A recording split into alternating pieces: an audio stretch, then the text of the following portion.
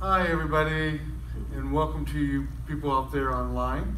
So tonight we're going to be in the Torah, and Torah portion tonight was Numbers chapter 25.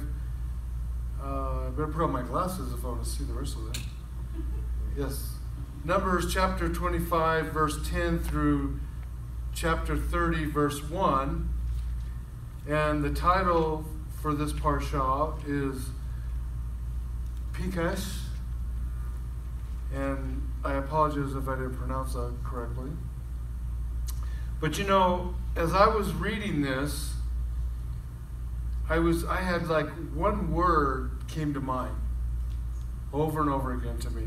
And so I think the Holy Spirit wanted me to share that with you guys tonight. And that one word would be change.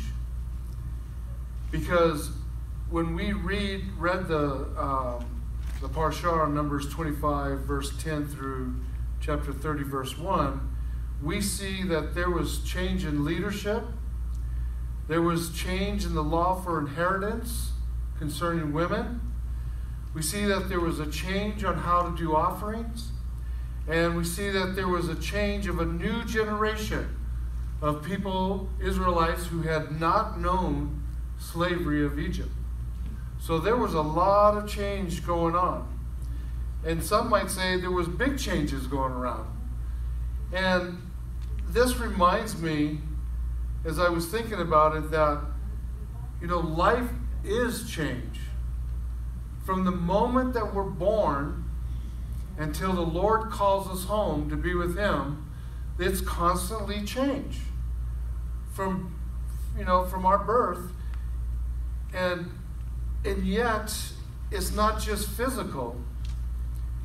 We know that change also happens in our soul. And we also know that, you know, my maturity now as a believer is a lot different than when I was a teenager.